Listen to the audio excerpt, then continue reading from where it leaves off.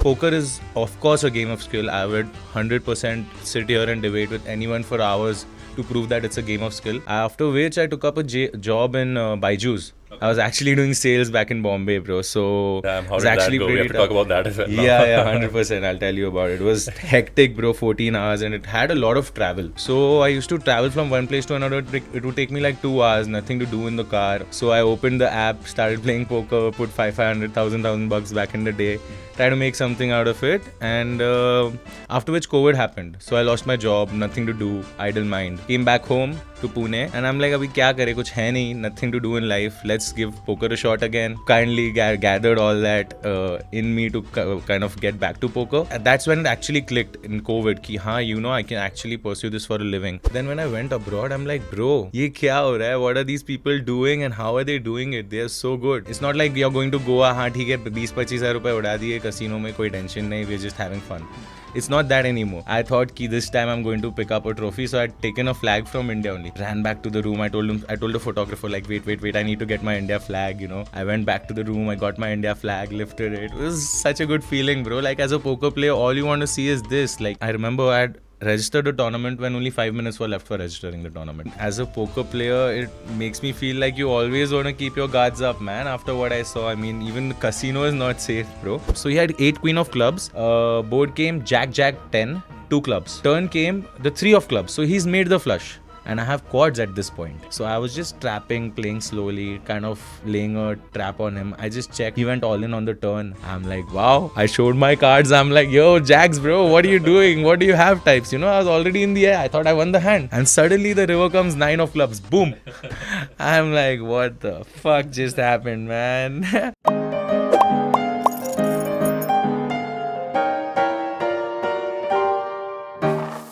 Hi Nikesh, Hi, welcome to brother. Oddballs and Outcasts. Yeah, and I'm heard a so lot. glad that you've made it here. You've just come back from your poker tournament in Cambodia. Yeah, that's right. A WPT1, you just won it. You won part of it. So Yeah. can you just tell me about your entire journey?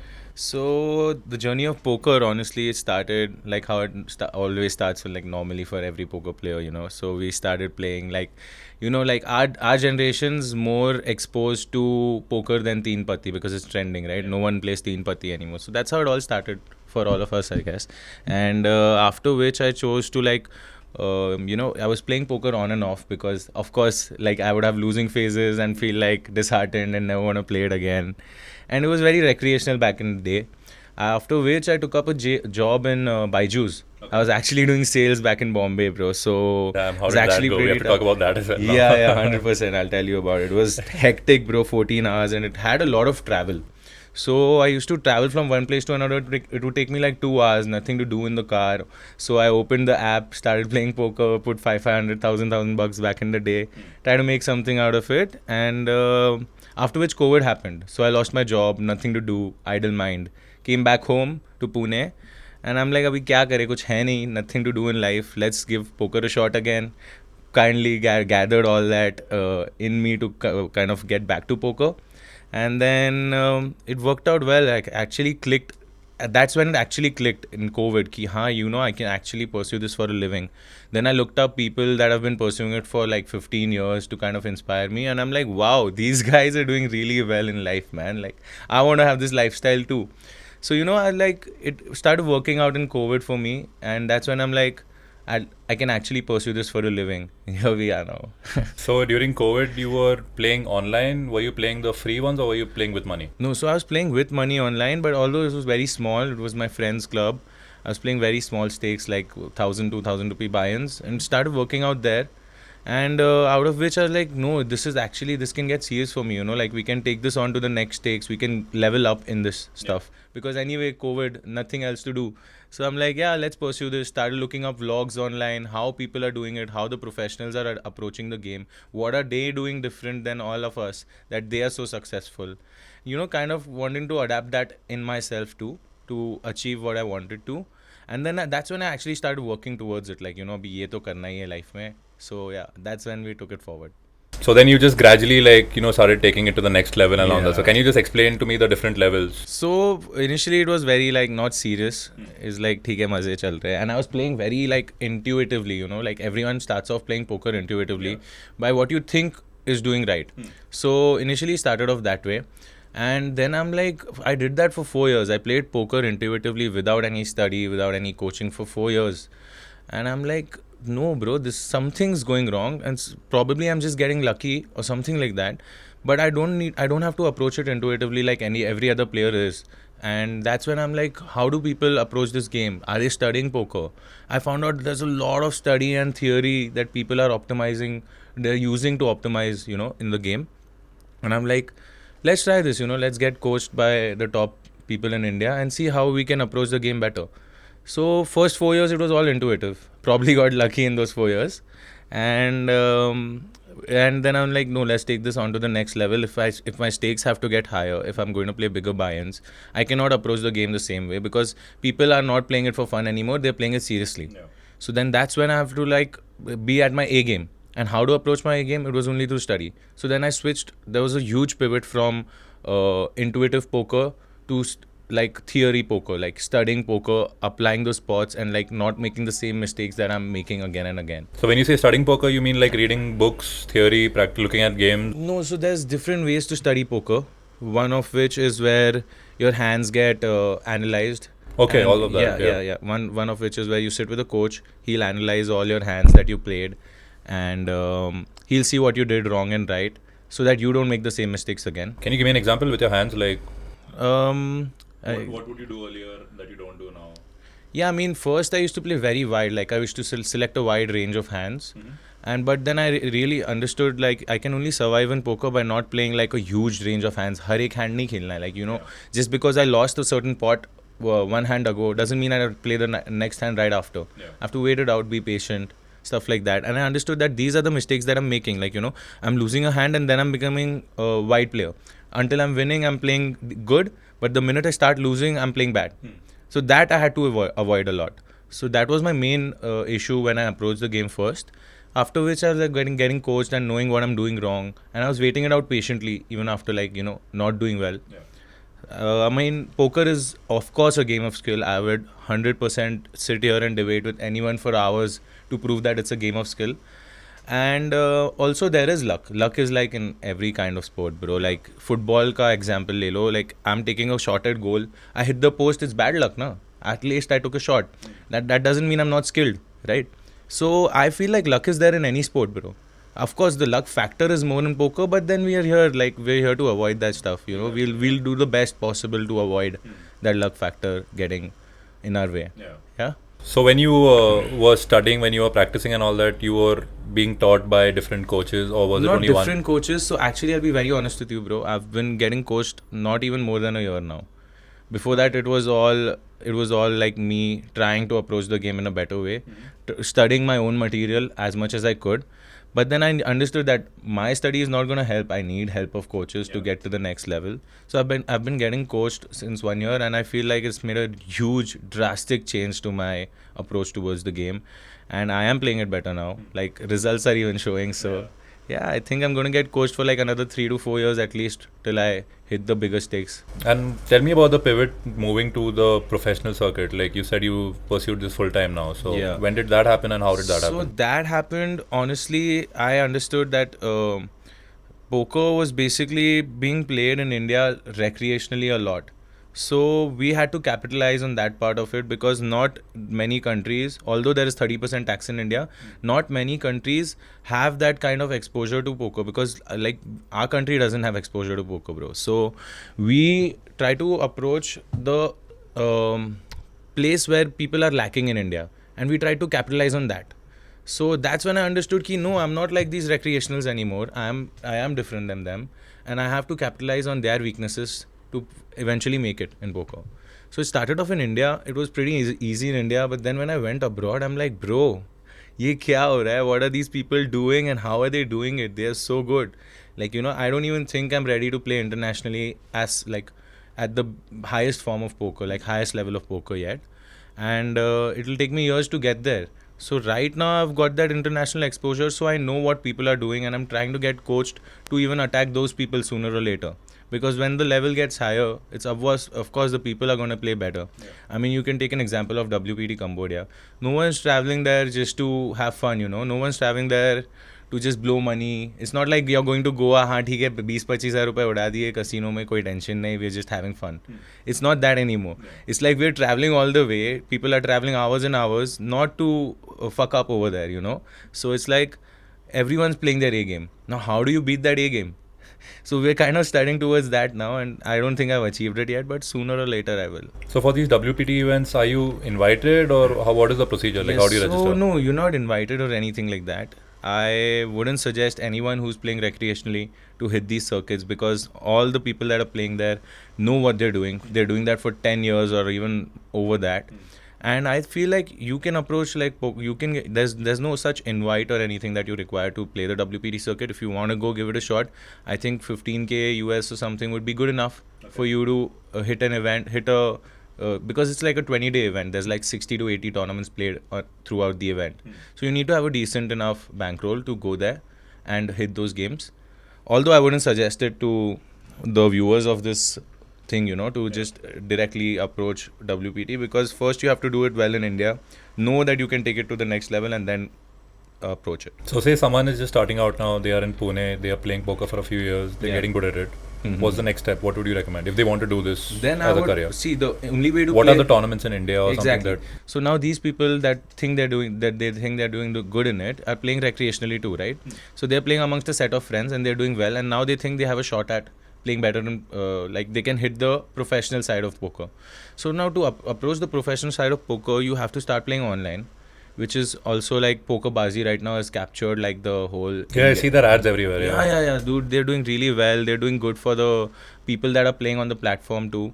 And I think they have the monopoly in India. So the only way to get better at poker is play the tournaments that these guys are, hosting for you, and play the actual Indian circuit, play where the actual Indian professional circuit is playing currently.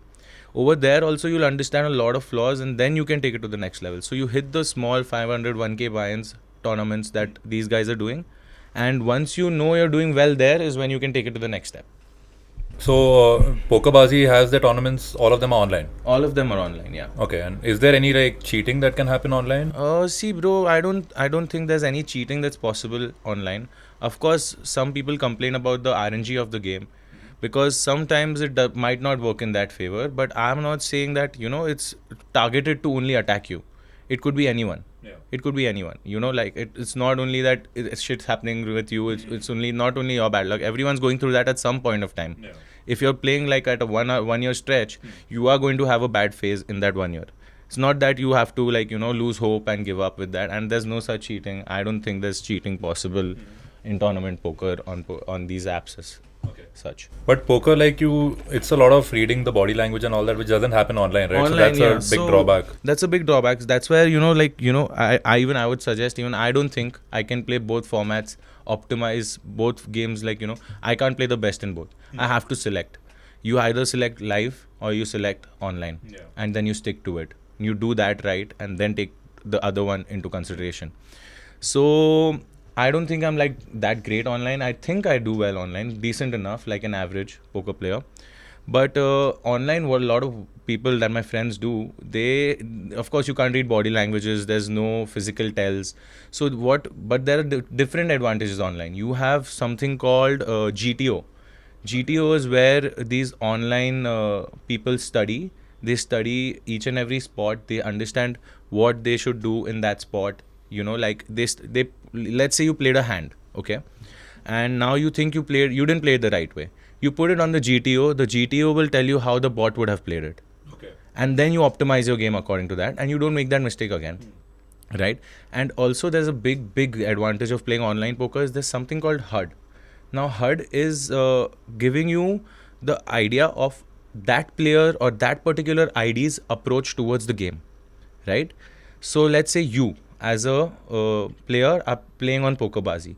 You will have a designated HUD for you, which will tell us how much percentage of hands are you playing, how much are you calling pre-flop, how much are you calling on the flop, how much are you calling on the turn, and then you can attack the player based on that. Okay. Yeah. So that is kind of beneficial, because when you sit live, right, you don't know how much percent of the hands a player is playing unless you play a certain set of hands with him.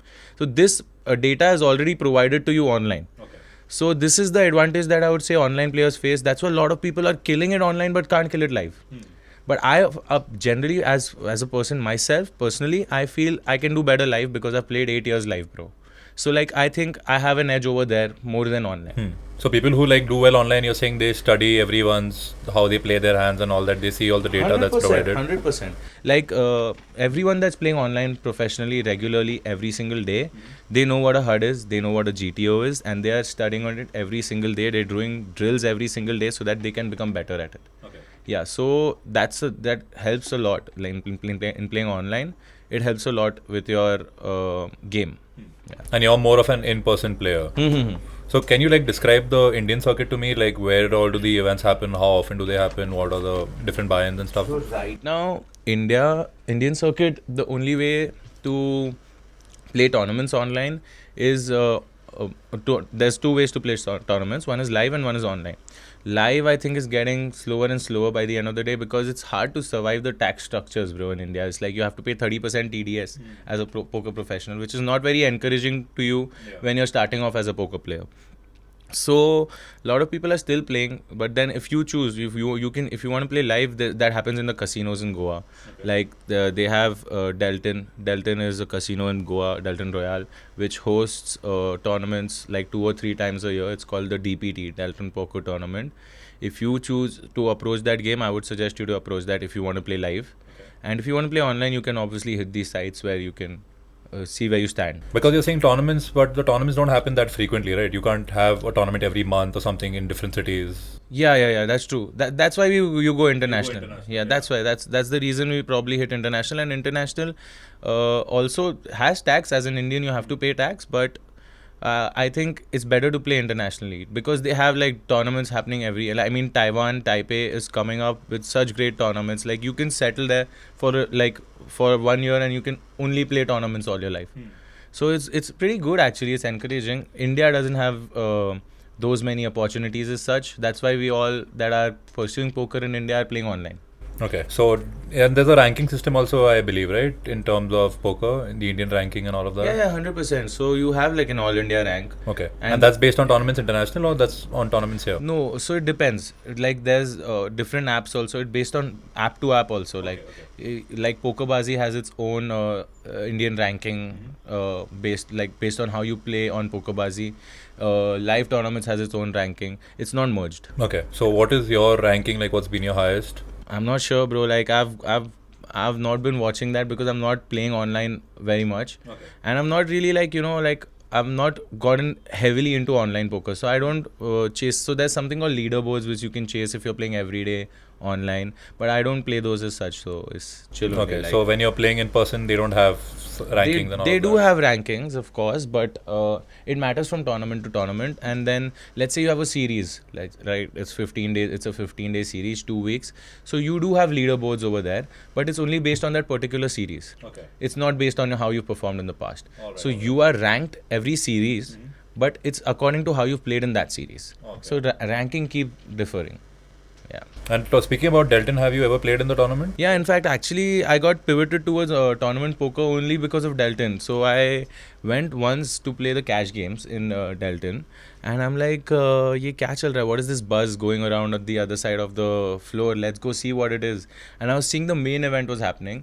It was a tournament-based event, and I didn't know how to play tournament poker at all. But I was also very interested. I'm like, "Theek hai, it's okay. Like let's just give it a try." And I did I cashed in the tournament. I came basically only 12% of the field can cash. Like out of 100 people, only 12 people get paid. So I was in the 12% of the field that cashed. So it was kind of like a boost. It validated me that I can kind of give a shot to tournament poker too. Yeah. So I'm like, okay, now let's see tournament poker kya chalta hai, kaise chalta hai. And then I came back home after Goa. And I just opened Pokerbazi and I'm like, dude, there's so many tournaments happening every single day. I mean, you can just, if you just study well, if you just approach it well, you can make money sitting at home. You pay 30% tax, even after that you're profitable sometimes. Yeah. So that's when I pivoted towards tournament poker, and the DPT was actually the starter of all the events. Okay, so that is what led you on this journey. Led me on this journey. Yeah. So when was that when you went for the Delta? It was 2 years ago. 2 years ago. Yeah. And then at that time you had no idea this could be done professionally. Nothing. No. I had an idea, and I was already doing it kind of professionally. Although I didn't tell anyone at home. It was too soon to go out in the public and tell people that I do this, because I just wanted to keep it secretive. And then I was like, after that I thought there's a shot in tournament poker too. Like, we have a chance at, and the tournament poker is more of glory, bro. It's like, I won a tournament, I came first, I'm all over the news, right? So it kind of boosts you, it kind of validates you as a player ki, you can do better. When you're winning in cash, no one knows how much you won, what you've done. So it's good only for the people that are secretive, but then it doesn't give you that recognition that you're supposed to get, which you get through tournament poker. So I'm like, doing both is fine, but you have to you have to schedule out each and everything properly. You cannot play both together. It'll become like messed up in your head. Because both are different formats. Like, you cannot play both games the same way. Tournament poker is different. One mistake, you're out of the tournament. You cannot come back in also after late registration is done. But cash ka kya hai? Like, cash you're playing, you lose 10, 20k, wapas you can put more money, keep trying the whole night. So it's different, you can't make mistakes in tournament, which makes it more skillful also. Like, yeah. And there's also an Asian tour, right? Yeah, Asia Poker Tour. Yeah, so where does that happen? Like, which countries? That happens throughout Asia. It happens in Taiwan, Taipei. It happens in Vietnam. It happens in a lot of cities in Vietnam, actually. And I didn't know Vietnam is a poker crazy country. It used to be a poker hub, but then suddenly Vietnam has come up with some rules, and it had kind of stopped in Vietnam for a long period of time. Now they are getting back to hosting tournaments, but I remember there was a 6-month phase where there were no tournaments happening in Vietnam. But now it's been started again. So APT, there's APPT, which is Asia Pacific Poker Tour. There's WPT, which is also hitting Asia now. So there's a lot of opportunities out there to grab, like, it's just that you have to know how to do it before just going in there and, spending in money. You have to know what you're doing to do it properly. That makes sense. Yeah. So are you playing the Asian tour as well, the APT? No, not yet, bro. You plan to though? I plan to 100%. Okay, so let's talk about the WPT then. Yeah. So you started with that, you went, was this your first tournament? This was my second time. So let's talk about the journey then. Yeah, so first time I went was I had no clue. I had no clue about playing the WPT. It was just pure energy in me that drove me towards going there. A few of my friends were going who had met at the DPT, and they told me ki, there's this tournament happening in Cambodia. It's the WPT. It's an international event. It's a big deal. Come if you think you can make it. So I'm like, dude, you guys are also going. So it kind of like, if these guys can do it, I can also do it. Let's see. Yeah, no, not just better than them. It's just that it kind of inspired me too. Like, I wouldn't have probably gone if you wouldn't have messaged me. Yeah. So I went the first time, and I'm like, dude, this is big. Poker is actually bigger than what I thought. Like, India is not the place to play poker. Like, there's a lot of other countries where you can pursue poker so freely and so nicely. And then I'm like, why don't I just come for these events? Because there's more exposure here. You're playing a better field. You are evolving as a poker player. So the first time I went, I was pretty clueless of what to do, how to do. But then my friends were doing it. They were talking about hands, and I was learning, I was grasping as much as I can. Because I had to just see what they're doing right, So I learned a lot from them. And then next time I did well. I did pretty decent. Like, That was in Cambodia. That was in Cambodia. 23. Yeah, and I had a main event deep run. I came 18th in the main event out of 1200 people, which was deep enough for me for the start. So I'm like, no, I can do it without any knowledge. If I'm reaching this close, imagine what can happen to me if I learn the game properly and approach it. So the next time, I was like, now let's approach this game. And there was another WPT happening, which I went for now, where I won the tournament. And I only hit up my friends from, I went to them first and I hit them up. I'm like, let's go for this one. Like, why are you guys waiting? So they were like, no, not now, not this time. So I'm like, fuck that, I'm going alone only. And I left for the tournament. And there are a lot of Indians anyway who travel. So you tend to bond with these people when you go there. It's not like you're alone. So on an average, how many people from India go per tournament? On an average, like for this tournament, if you go to see India as a whole, not even 0.0001% of the population. Not the plays population, poker. but just But if you're going for an international, I think 30 to 40 people must be confident enough to travel to an international. from all parts of the country. From all parts of the country. Like max 60 people, bro, like from India. And is there a poker hub in India where the city or something where a lot of players come from? Goa. From Of Goa? course, yeah. because it's right there. Yeah, I mean, lot of professionals are just settled in Goa because that's the only safe place to do it.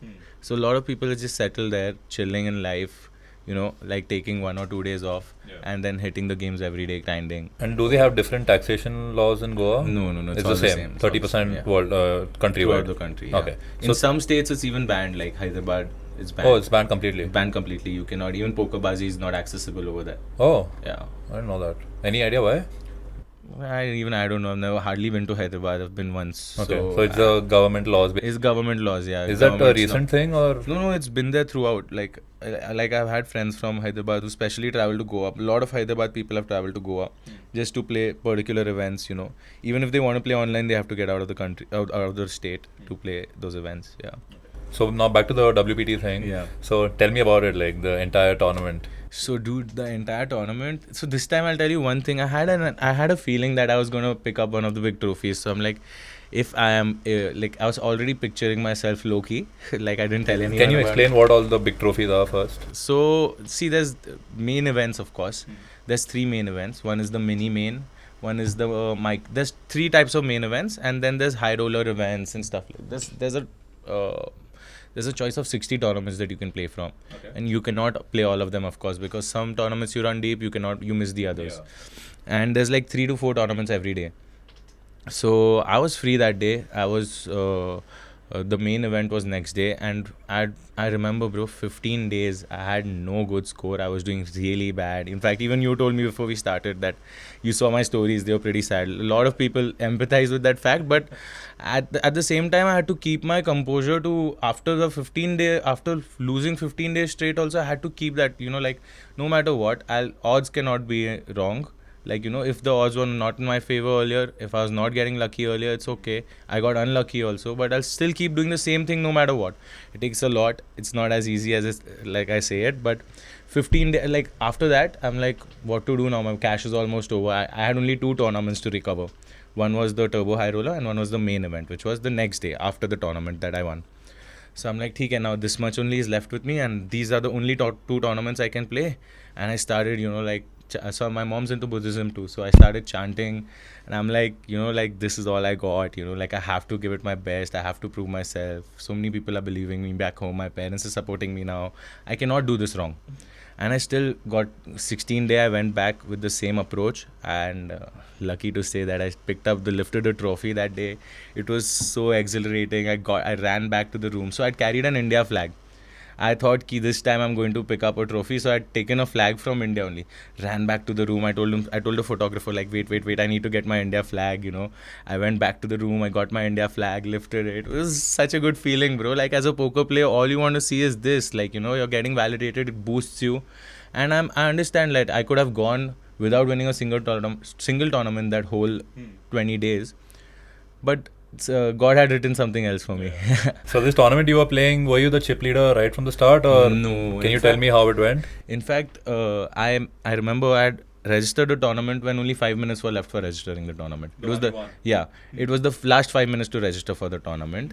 I had this friend crossing by, and he's like, I'm registering for this tournament. The numbers are really good. You should hit this tournament too. And I'm like, can I really do? Like, I've had such a bad 15 days. Am I really gonna do it? I had questions in my head, but I'm like, no. If I'm gonna approach it, I'm gonna approach it well. I saw on the clock that there's 1 hour left to register. I went back to my room. I had a shower. I got all fresh. I started chanting, and I saw there's 10 minutes still left. And something in my head told me that I should probably give this tournament a shot. Went back there, 5 minutes were left for the registration, registered the tournament, started off, of course, short because everyone had big stacks by that time because the tournament was going on for 3 hours. So everyone had big stacks. I entered with a very small stack, and I had to chip up really soon because I would be in the danger zone otherwise. And it worked in my favor. I chipped up real soon, end of first break, we are in the top 30 stacks and took it on from there, So how many total players were there? The total players, I guess, were 160, 170 players. Oh, nice. But it was a high roller event, so only... What does that mean? High roller event was basically a big buy-in event. Okay. Yeah, so it was a big buy-in compared to the other buy-in. It was not the average buy-in. It was higher than the average buy-in. And so basically, high roller events are targeted by only the top professionals. So like even coaches don't suggest you to play high roller events unless you're properly educated about it. I asked my coach. My coach was right there. He was also playing. I told him, should I hit this tournament? He's like, the numbers are good. I wouldn't suggest you to I wouldn't suggest you to hit this tournament any other day. But the numbers seem good to me. You can go hit it. So I'm like, What do you mean by numbers seem good? numbers means the number of entries. This one had 150 and the numbers seemed good. So I was like, why not? So even if my coach is also suggesting me to play, I'll hit this tournament. Let's see how it goes. And then then I played the tournament. So I entered with a very short stack because the tournament was going on 3 hours. Everyone had massive stacks around me and I had to capitalize immediately because I would be in the danger zone otherwise. And then we doubled up from there, and then I made it in the first 4 hours 5 hours of the tournaments I was always like low balling short stack, somehow like surviving throughout the tournament. And then I had few good hands, and then my stack became big. So after which I'm like, now we have a shot at winning this one also. So I took it on to the next level after that and then shipped it. Yeah. So, and what is your strategy like when you're entering with a short stack and people have bigger stacks? So the only strategy is to, so basically that time even blinds count. So my strategy is to steal blinds at that point of time, because even the small blind and big blind, even if they are folding, I'm getting 2.5 big blinds out of that. So my only strategy is how to steal blinds at that point of time. But at the same time, when I am going all in, I should have the best hand. Like if I'm getting called off, I have to have the best hand over there. I have to enter the hand. If I'm going all in with the hand, I have to enter the hand with like a 70% probability to win the hand. And rest is in God's favor, poker gods, as you call it, yeah. So then when you go all in, you obviously wait till the flop or till the river, yeah. Till the river you wait before going all in. Yeah, so you go all in. No, you go all in pre-flop. No, I know you when you can, but I'm saying when you have a small stack, what do you do? So when you have a small stack, you go all in before the 5 cards come out, and you have to enter that hand with like a chance of favoritism, like a 70% probability to win the hand. So you have to know which hands to go all in with. You have to have a very niche hand selection, premium hand selection, so that you can double up easily. It's not very hard for you to double up. So I would suggest you to go all in with only premium cards at that point of time. And at the first break, you said you were back on level with everything. Yeah. So at the first break, I was back to average stack. So I now we have a good, decent enough stack, 3x of what the starting stack was, and now we can afford to make no mistakes. Basically, you have to only get it in good and proceed from there, because all sharks on the table, bro. Literally, just this eyeing your stack, looking at you, looking at a chance for you to make a mistake, so that they can stack you. But you don't have to let them do it at the same point. In fact, you have to attack them in a much you have to have like your whole ammunition loaded when you're approaching and attacking them.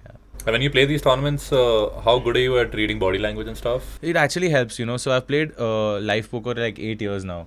So it's easy for me to understand a player's body language. It's easier than a normal player approaching live tournament. It's much better. It's easy for me to attack online players a lot, because I have that live experience. I have that live presence.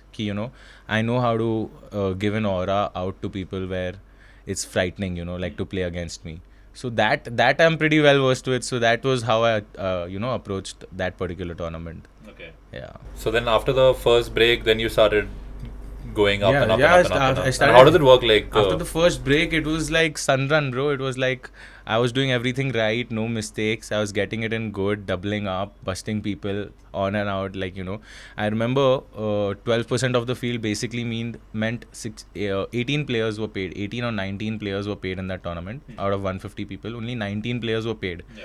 And when there's like 23 people left, no one wants to make mistakes at that point of time, because you don't want to bubble out at that point and get nothing at all from the tournament, right? And I had a decent enough stack at that point of time. So everyone was getting scared to play against me, because I was playing very wide at that point of time. I was kind of bullying the whole table because I had a decent enough stack to do it. Yeah. So I remember the final hand when the bubble was going on, 20 people were left. I was like 5th or 6th in chips. Although I was leading the table, like I had the best stack on the table. So I was opening wide, and people thought I was opening very wide at that point of time, because I was opening a lot. And I actually woke up with 2 kings in my hand. And this guy thought that since I was opening a lot, it's a good time to jam, and he was also waiting it out very patiently, bichara. He was waiting it out, and then other guy from the big blind woke up with another hand, and he also went all in. Two people all in at once, and I have kings here, so you obviously have a no-brainer call over there. Busted two people. Everyone was happy that I busted them too because the other 18 were paid. So that's how it went from there, and I had a decent enough stack in the 18 people. I was third in chips at that point of time. After which I dropped down to, when 10 people were left, I had dropped down to a very short stack, 7th or 8th out of 10 people in stack size. And I had to really be aware at that point, because we had to make it to the final table. Final table had 8 players, and now the final table bubble is going on.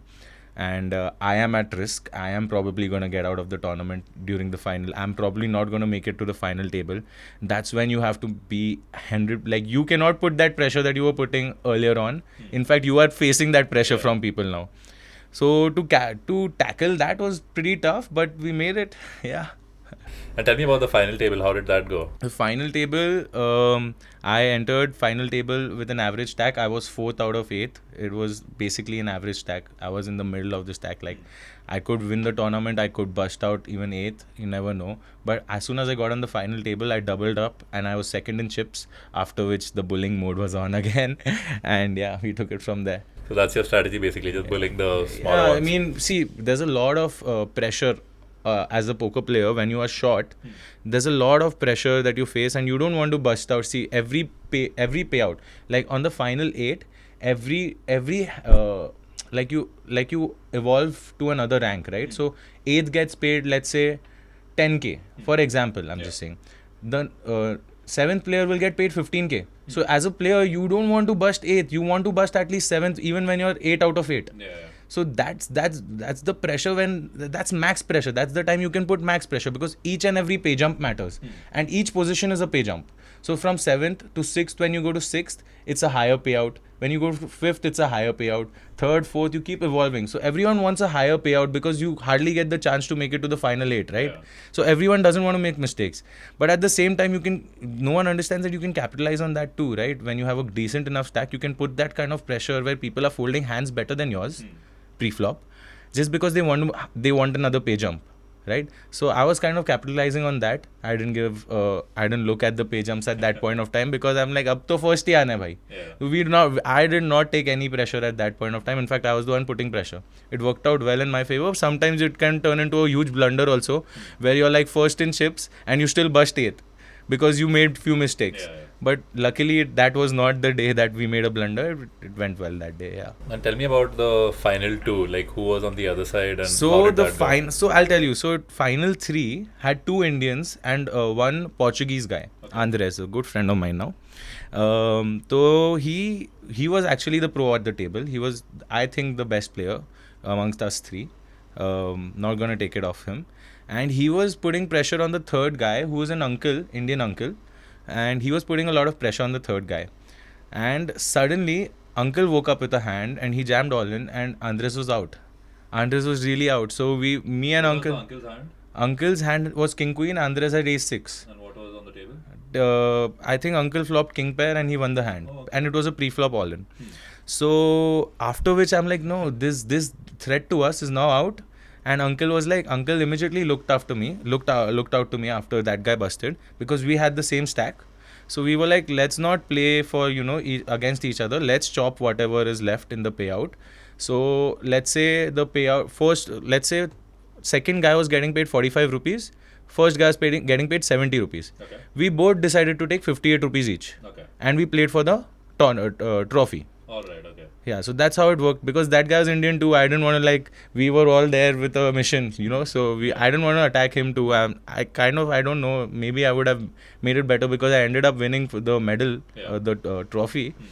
But I was like, it's okay, we can still chop the prize and play for the trophy, because I really wanted that trophy. It was my first, so I was... Was that uncle, did he win before, or...? Uncle had a few good scores online, and he keeps traveling online, but he's kind of recreational. So it was easy to understand how he was playing, although I didn't want to, have any, animosity or with him, because we were going to see each other for, years now, So we chopped the prize and we played for the trophy after that. Okay, and then tell me the final, The final hand, I had 8s. Uncle at 6'9", he went like, "ये तो बढ़िया hand है भाई, all in." He went all in on a 6'9". 6'9", yeah, because he was very short. He had like 5 blinds left. I had 50. Oh, okay. Yeah, so he was like, अब तो we हार ही गया वो types. So you know, anyway we've chopped the price. It was not serious because दोनों ने 58 rupees ले लिए थे, right? But still, he would also want the trophy, right? Huh? He would also want the trophy. Yeah, he so- would also want the trophy, but he wanted it more when he was at an equal stack as mine. Okay. Right? Now he was like. Now he was short, he was Yeah. crippled. He's like, I don't care now about the trophy because it's really next to impossible for me to win the trophy. Yeah. So he was like, "ठीक है, छोड़ो all." He told me must hand and he went all in. I woke up with 2 8s and I'm just like, it's of course a call. So even if you see in my Instagram profile, I have 2 8s in the picture with the whole stack of the whole 150 entries. The whole stack was in front of me, and I'm showing those 2 8s because that was my winning hand. And what was on the table? I flopped a 3 of a kind Oh, and three of I a kind. rivered a full house. Yeah. Oh, lovely. Yeah, it was fun. So he was just betting on a straight, I think, and he didn't get that. No. He just went all in pre-flop. Like he was like. I mean, he was expecting a straight. And it was 4 a.m. at that point of time. It went on really deep. You know, like he was really tired. That's He's why like, your coffee helped you. yeah, that's where my coffee helped me. And I'm like, he was really tired, and I wanted that. I was as desperate as ever. I'm like, this is my only shot at picking this trophy up. I want to pick this up. I want to go back home, get my India jersey. I was already picturing that in my head. And I'm like, I'm not going to make any mistakes. Although he was in the whole tired phase. He's like, छोड़ो यार, खत्म करो. Anyway, we've got the same amount of prize. So, you know, like you take the trophy types, giveaway types हो गया था वो. That's why like mental endurance also plays Mental such a endurance does huge play a role, part. right? Yeah. He had like before one hand before that, he had 8s and I had king 9 and I flopped the king pair and that's where I had taken most of his stack. Okay. After which he was like, अभी तो खत्म यार, छोड़ दो अभी मेरे लिए. It's like done and dusted types. I have to wake up tomorrow early morning. छोड़ो यार all in types. And I'm like, ठीक है, all in call, कोई बात नहीं. So this entire tournament lasted 20 days. The whole event was a 20-day event. Okay. So you went right from the start. Right from the start. And first 15 days was shit. Although Like we you told did me. end up filling the. Yeah, you came back with a net Yeah. profit, so that's Yeah. what matters. Yeah, That's net good. profit was good. Yeah. Net profit was good, yeah. Yeah. And how have you like worked on your mental endurance? Like, talk me through the mentality of a Yeah, poker dude. player. So that's the thing that gets you the most, right? Because you've one thing I'll tell everyone that's watching this is, do not approach the game when you've had a bad day at work. Let's say your boss has yelled at you. You think you're gonna lose your job tomorrow, and then you think कि नहीं आज मैं poker खेलूंगा. आप 100%, 99.9% you're going to lose that day. So you don't approach the game with that mentality कि I'm mind fucked, you know, like I'm very irritated, I'll make some money out of poker and sleep well. That's never going to happen, bro. You're in fact going to lose another salary that day. Yeah. So I would suggest if you're approaching the game, approach it with a good mindset, with the idea to grind for like 14 hours non-stop. No matter how long the grind lasts, you can bust out in 1 hour, 2 hours, but you have to have that mindset ki, no, I'm going to last 14 hours. I am going to do this. You have to speak to yourself, bro. Like, you have voices in your head where you're like, oh shit, ye kya ho gaya? Like, how can this happen? You know, how can that one card that he was rooting for, how can that one card only open? And that kind of puts you on a tilt. Like, you know, it gets you so bad that you probably don't want to like play the game properly only after that. But that's when professional comes in, speaks to himself, tells himself that no, it's okay, this mistake happened once, odds are not always going to be in his favor, right? We are always going to get it in good, we are always going to do the same thing again and again, and he's not going to get lucky every time, obviously. Yeah. You got to keep doing it again and again. No matter what, you bust out of a tournament, you still approach another tournament with the same mindset. And that's the thing that I've kind of tried to learn. I'm getting coached by 2 people right now. One is for my mental coaching, where he's told me to, you know, properly follow a diet. I hadn't been following a proper diet since the past. Like, I just started following a diet since 2 months. Before that, I had no diet. And after I've made my diet better, I feel like I have no dirty thoughts in my head. Like, you know, I don't want to take revenge from anyone. I'm not playing the game out of ego. It helps a lot. Like, you think that diet mein kya hi ho jayega yaar? No, but can you tell me about the diet? Like, what was it before? How's it changed? So I used to like, bro, I'm that type of guy who's ordered out 7 days in a week. I'm eating 6 days in a week outside only. Most of it was pizza, bro. So like, I'm a big pizza fan, but it's cut down to once a week now, which is also very tough for me. I'm a foodie, bro, so it's very tough for me. But I thought, you know, like if I'm doing it, I have to do it right. So I'm getting mentally coached. He has a proper diet for me. He tells me to do some workouts, some kind of activity throughout the day. And then there's a coaching for theory. So then there's a coaching for the hands that you're playing and how you're playing it and how you're supposed to play it right the next time.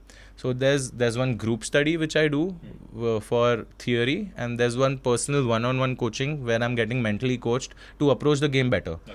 Because even I'm also human, bro. I'm going to face so many issues with the game. I'm going to get disheartened so many times where that one card opens and I'm not supposed to see that card, and you see that card open. It just puts you down, bro. But you got to fight it.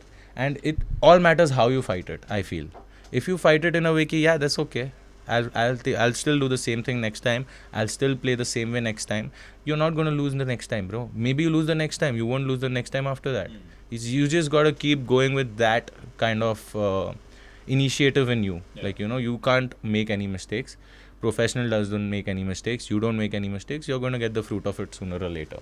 Maybe that's not your time. Maybe the next time.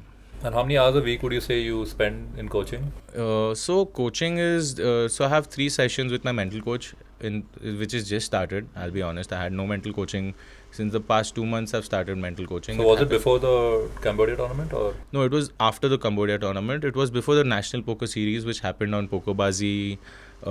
This whole month I was in fact I told you I can't make it because of the National Poker Series. So this was for basically online. It's like the variance is much more. You are going to face bad hands much more because you're playing 6 to 8 tables at once. Yeah. And no one's there to control you at that point of time. Live kya hai na? Like you go to a friend, you rant about it, he's going to console you, you're going to get over it. Yeah. But online, you're sitting at home in front of a screen, it's going to make you go crazy, bro, when you're going to face such issues. So I thought that this would be the right time to get mentally coached. In fact, whole 1 month this guy was with me, he coached me right. And I feel ki I've evolved, after that kind of coaching. It helps. That's good, man. Yeah. And what would you say are the main differences and main learnings someone can take if they are playing online and they want to go to playing live? Like, would you recommend the same thing you would do, like get a mental coach, stuff like that? I mean, it's see, no one should really start with a mental coach or invest in a mental coach real soon. First, you got to understand ki are you capable of doing it? Because it's something that I wouldn't suggest to anyone, bro. Honestly, poker is it's like first initially you got to approach poker. You have to learn from your lessons, right? If you're not learning from your lessons, if you're doing the same mistake over and over again, it's no point. Right? You got to talk yourself into not making those mistakes again. You got to evolve yourself as a poker player before investing in other things, right? You cannot just pay a certain sum of money for coaching and then still approach the game the same way. First, you got to think you have it in you or no. Once you know that you have it in you, once you know that you want to tackle this on a higher level, you want to take it to the next level, you got to approach it in a better way, then you get coached. For first 4-5 years, I never got coached. And then I thought, no, like if I have to take it to the next level, I have to get coached. I have to understand other people's approach towards the game, their mindset. And it will help me eventually. It will help me too. So, yeah. And also, what are the differences between the Indian community in poker compared to the global when you interact with them? It's a humongous difference, bro. In fact, Indians, a lot of people are playing recreationally, man. So it's like... it's good for Indians that are playing professionally, there are a lot of other Indians who are playing recreationally. 90% of the Indian population is playing recreationally just for fun. Come to the casino, lose some money, it's okay, time pass, ho gaya. But although it's gaining a lot of importance in India, poker is kind of evolving in India through a lot of different ways. There's a lot of different pros coming up every now and then. Like even I have come up even just recently. So, a lot of people have started to take it seriously, but abroad it's a different ball game, bro. First of all, abroad, a lot of people want to pursue it much more because there's no tax. There's hardly any tax in other countries. Like max tax that people are paying is 5% or 10% on their winnings. Okay. So which countries are the best in terms of taxes? So, bro, Asia, every country doesn't charge you tax. Vietnam just started a 10% tax when they recently restarted, but every other country there's no tax, bro. So you can just kill it in poker, not pay any tax, and just live your life there. So a lot of people abroad want to pursue it more because there's nothing like all that you win is all yours, bro. You don't have to pay for anything. India, is a huge difference because people have to pay 30% tax. Yeah. So it kind of sets you back. But there's still a lot of scope in India to pursue poker because you can always travel abroad, stuff like that. And at the end, taxes, theek hai yaar, matlab ho jayega. You'll figure it out. If you're doing well, then you wouldn't mind paying that kind of tax also. Yeah. But what are the other things you learned from the global community? So global community, bro. See, I understood ki now there's a lot of international players who are not playing 1% as I am playing. Like there's so much better than me. They're studying the game 8 to 10 years, bro. And these tools that people use online like GTO and stuff, this has just come up in India, bro. India has just started to evolve. Although India is giving a huge competition in the international circuit nowadays. Initially, that wasn't the case. There were hardly like 3 or 4 players who've gone and killed it in the international circuit. Yeah. Now, people think now a lot of people are traveling internationally. A lot of Indians are traveling internationally. So you have to understand that these guys are approaching the game in much different ways. Probably get coached by one of these international guys. They'll charge you a bomb, but it might just help you to understand their approach and how to tackle those people. And how much do these coaches charge? Like on an It's average, huge, if it's bro. a good coach? So if it's a good coach, he'll charge you 10K per hour, that's the average market rate, bro. Everyone's charging you 10K for like one session. So if you want usually they have a package of 10 to 15 sessions, you're gonna end up spending $1,000-$1,500 just to learn from them what they're doing. Yeah. And these are the Asian events you've gone to. What about the ones that happen in the US, like the Las Vegas ones and all that? Yeah, so in Vegas, of course, the best place to play poker for any professional is Vegas. But I don't think I'm that ready yet. And my visa also got rejected, I think, because I'm not married or something like that. So I've not really, because even I think I'm too at a seeding phase, you can say. So once I know I can do it right, once I kill it in the Asia circuit, like for 4-5 years I'm doing it constantly in the Asia circuit, that is when I'll probably evolve to Vegas and take things forward from there. But right now Vegas is like a no-go for now. So the next 5 years for you are basically playing on the Asian circuit? Asian circuit only. Okay. Yeah, because Asian circuit, the player field is much softer, you can say, than the Vegas circuit, because Vegas, bro, there's a lot of poker professionals out there waiting like sharks to fucking attack you. So we cannot directly go there, bro, as long as you don't know what they're doing and how they're doing. So you have to understand their approach, you have to understand how they are playing the game, and then probably come up with strategies to tackle that and then go for it.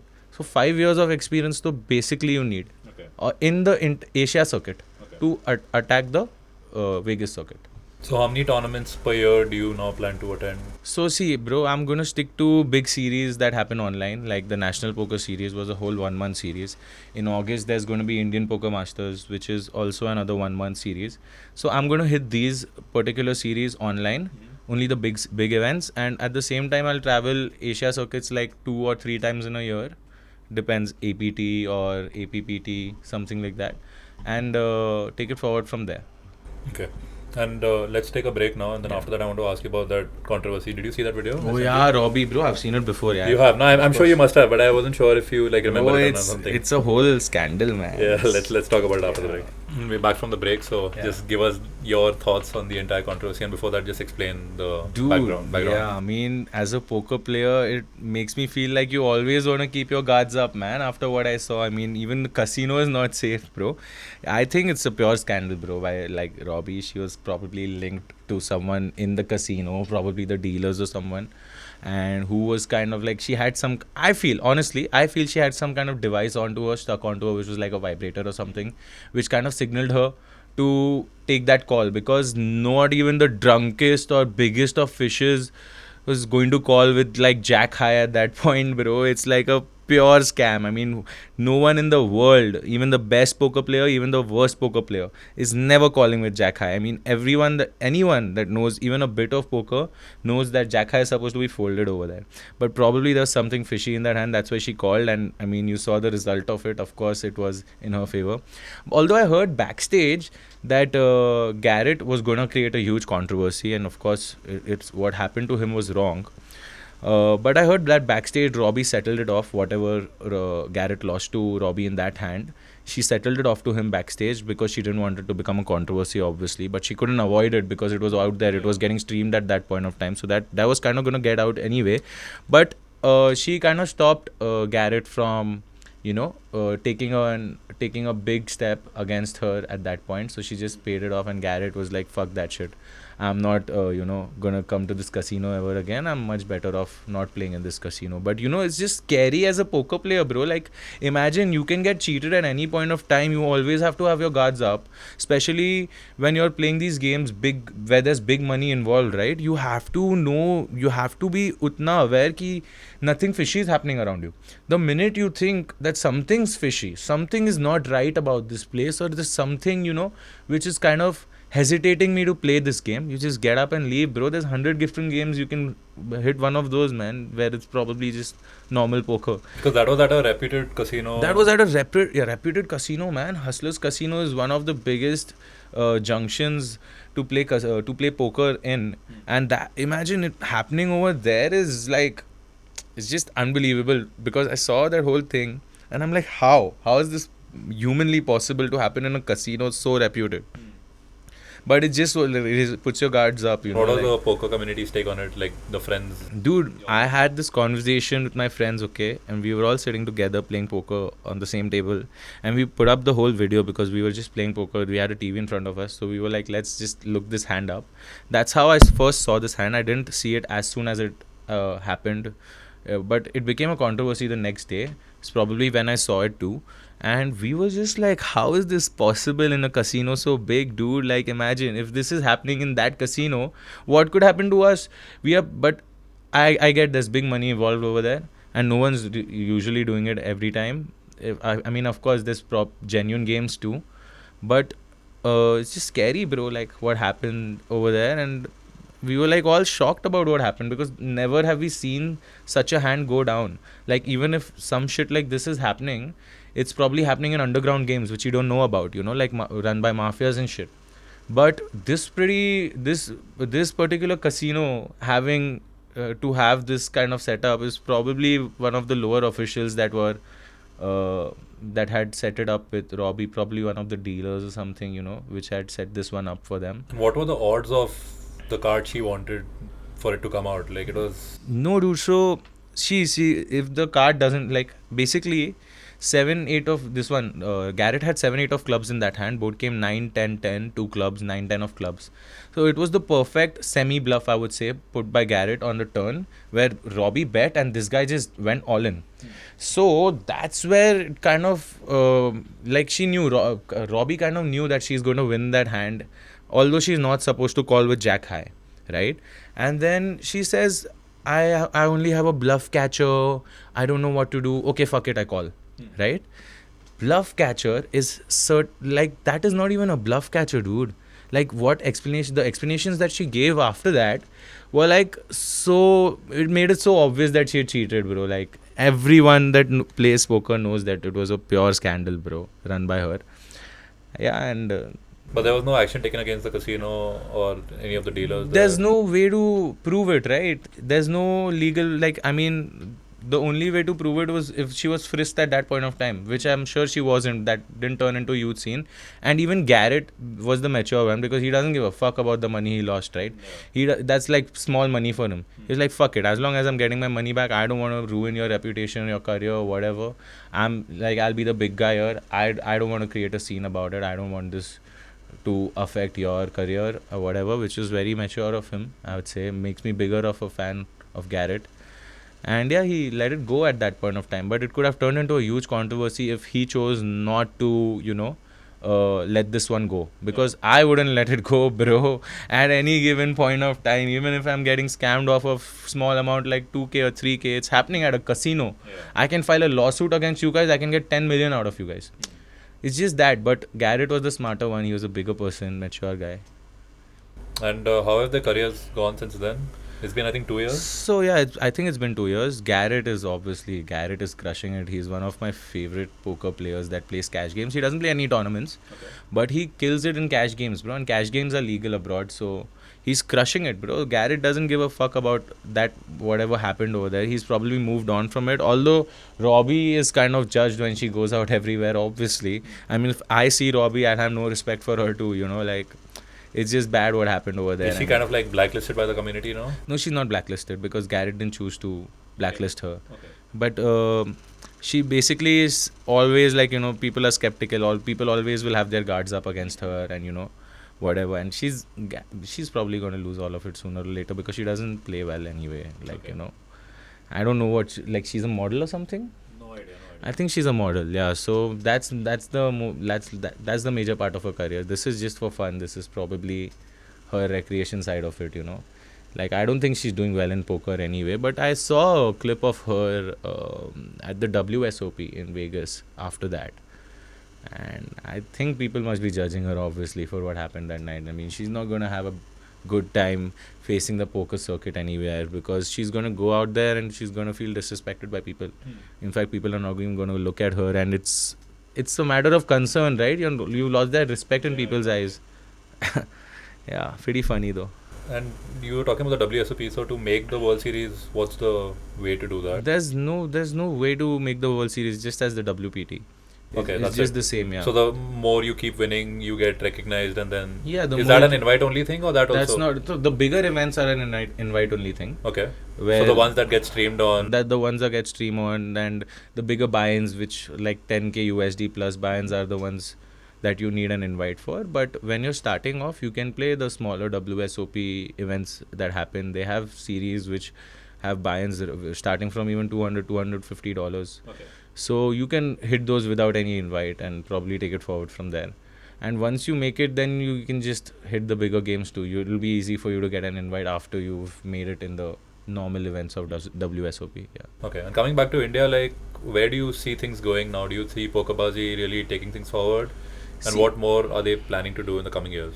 Dude, Pokerbazi is actually boosting a lot of players to, you know, come out there, show what they got, and perform to their fullest. Because the things that they are doing right now is just basically helping poker evolve in India, which is a matter of great respect. Because I met the guys, like, there was the Night of Glory event, which was at the National Poker Series. They have like an award function right after for the medalists. So the medalists are invited to the Night of Glory to Delhi, and they are provided the medals by the chief guest, which was Shikhar Dhawan at this point. And I met the guys, man. They are doing such a great initiative, even after, like, they're burning money, bro. So they're burning money by hosting tournaments, but they're still hosting tournaments so that people have that drive in them to pursue poker for a living, and that will eventually gain them much and much more traction. So right now these guys are burning money, but at the same time they are inspiring like lakhs of players across India to pursue poker for a living. And you know, it's just a matter of great pride, I would say, to just go to one of these events, pick up a medal from the chief guest, which is Shikhar Dhawan, or like last year it was Yuvraj Singh. And you know, it just makes you feel validated. At the same point, it boosts you to do better. So this is kind of helping the Indian poker community a lot. Okay. Yeah. And is poker still a tier 1 city thing, or is it coming up in the tier 2 cities? No, it is a tier 1 city thing, I would say, majorly. How do you change that? No, it is gaining importance in different cities as well, and I've seen players from even Meghalaya and Shillong and Mizoram killing it lately. You know, like, it is gaining importance, but it always starts with the tier 1 cities everywhere, bro. Yeah. That's how it goes. So I think that's one thing we cannot deal with. Like, that's something which is obvious. It's always going to happen, but it is gaining importance in tier 2 cities now. In fact, I think it's reached tier 3 cities also. Okay. Very like on a small level, but you'll always find better players in bigger cities where they've been playing it for longer. But it's not that it's not reaching the other cities too. Okay. Yeah. And before we wrap up, let's just talk about your hands, because I'm really interested Yeah. in that. So tell me the strongest hand you've had that you've lost with, and tell me how the entire game went. Game end. Okay. So I think I'll tell you two actually, because these two are like etched in my head and you can't forget some hands that you've played, right? I had aces in one of the hands, the first one, and I had two red aces, and someone had raised, and I 4-bet, like I re-raised pre-flop. The board comes deuce 3 4 3 diamonds. I have the ace of diamonds too, and I have aces. I continue betting. He calls. Turn comes 5 of diamonds. I have a straight flush. Oh, wow. I mean, that's the second best possible Yeah. hand. Only the 6 of diamonds has me beat. I continue. He goes all in. I call. And he shows me the 6 of diamonds, bro. So that was brutal, because why are you in there with the 6 of diamonds when I've made it so heavy pre-flop? Yeah. Like, I don't expect you to have the 6 of diamonds, right? When I've re-raised pre-flop. And I think one of the other bad hands that I've had is quads versus straight flush. Okay. I had the quads, and the guy revered a straight flush on me, and I'd run it once. It was a big pot, but he was nearly drawing dead, so I was like, just open the last card, and the last card was boom, the 9 of clubs. So he had 8 queen of clubs. Board came Jack 10, 2 clubs, the Jack 10 of clubs. Turn came the 3 of clubs, so he's made the flush, and I have quads at this point. Yeah. Right, so I was just trapping, playing slowly, kind of laying a trap on him. I just checked with the jacks. He went all in on the turn. I'm like, wow. I showed my cards. I'm like, yo, jacks, bro, what are you doing? What do you have? Types. I was already in the air. I thought I won the hand. Yeah. And suddenly the river comes 9 of clubs. Boom. I'm like, what the fuck just happened, man? And just speaking to the casual, like, what is the probability of you getting four of a kind, and compared to a straight flush? Dude, straight flush. Like, I've played poker 8 years. Yeah. I've hit a straight flush like 3 to 4 times only. Exactly, it's extremely rare. Extremely rare, bro. If you're hitting a royal flush, that's your day. And most of the times you hit a royal flush, you're not even going to get paid, bro, because it's like, what could the other person have when you have a Yeah, royal flush? exactly. It's very hard for the other person to have a hand too at that point of time. Straight flush, royal flush, stuff like that. So it's like, how do you optimize value? How do you maximize the amount of money that you're supposed to get paid? Sometimes you bet and the guy just folds also, right? Yeah, exactly. You have to, it's like different. I mean, but the odds of you hitting a straight flush or royal flush is like 1 in a million, bro. It'll take you like a lot of hands to hit that kind of a hand, and it's little less for quads, but I think it's going to be one like 500k at least. Yeah, probably that Yeah. way. And what do you do when you have such a great hand? You have to bet less and all, because if you bet a lot, then people are going to think I you mean, have. you have to see, you have to understand what kind of player you're playing against when you have that hand. If you know that player is splashy with his chips, if you know that he is capable of, making like weak calls or putting you on bluffs, or if he's a non-believing player, then you can just continue betting all 3 streets, how much ever you feel. If you know कि हाँ ये देने ही वाला है भाई, तो bet करते जाओ. अगर आपको पता है कि यार this guy, the guy that you're playing against is smart, and you know that he's going to find a fold, then you probably trap him. You just check back your straight flush, let him bluff some money, Yeah. because as much as he's bluffing, you're at least making some money out of it. You just give him, just throw the bait at him, kind of let him attack you and bluff at you. Yeah, so there's different ways, but I've hardly had those moments, like where And I if you're was. playing at that level, then people know what you're doing. Yeah, of So, course, yeah. of course. And also tell me like the worst hands you've had that you've really won big with, and what's been your strategy there? Yeah, so one of the hands I had threes, okay, pocket threes. They're technically supposed to be folded pre-flop in theory, but So why would you fold pocket threes? pocket threes is like when there's raise, re-raise, you cannot play pocket threes, bro. I was a fish back then. I didn't know how to play poker much. I had called with pocket threes out of the small blind, bro, which is supposed to be a snap fold, and board comes queen 3-3. And the other guy's queens. So he kind of like, I was just checking. He was betting, checking, betting. I river also. The last card came, I check. He bet. I went all in. He snap called. He's like, bro, queens. I'm like, bro, threes. He's like, how can you call with threes, man? From the small blind, I've re-raised too. But this is like I've been on the other side of it, so I didn't feel really bad too. Okay, so that was when you were just getting into it. Just getting into it, yeah. Okay, and that wasn't a tournament. That was just you playing casually. Yeah, casually, yeah. Okay, but the tournament one was the previous one you told me. Yeah. The- No. These are all cash games. All cash Yeah, games. all cash The games. tournament, these things don't happen very rarely. Tournaments, this happens, but like, it's like, it's usually a 70-30 scenario. So it's not usually, like, if that guy has a 30% chance of winning, doesn't mean that he's not going to win, right? Yeah. In tournaments, everything that happens is kind of standard. This is not standard. This is something out of the box. That's why I told you these hands, Because tournaments, people are not making mistakes usually. People are much smarter in tournaments, more skilled. Yeah. So, like, all that's going to happen is like a 70-30 scenario. So, it's obvious that 30% is also going to win sometimes. Standard. And tell me the most obvious tell you've seen in someone who's bluffing. The most obvious one. So, I personally feel that if a player gulps, right, after he's put the bet, Okay, he's kind of looking here and there, and you're kind of understanding if he's bluffing or no. So you just start to stare him down, bro. Like, what you up to? You think you can bluff me? Types. You got to look at him that way. And then if he gulps over there, like, you see this apple move, Adam's apple move over there. I have a feeling that it's a strong tell that he's bluffing. Sometimes people start shivering with the chips that they have, bro. Like, it's like they're just holding some chips and they start to like shiver when they're bluffing. It's a big tell, bro. Like, hardly, like, there's different other body languages too. Some people try to talk you out of the hand by saying that no, bro, call me, I want you to call. But then actually they're bluffing. So it's different in different cases. But yeah. And is poker still a male predominant game? 100%.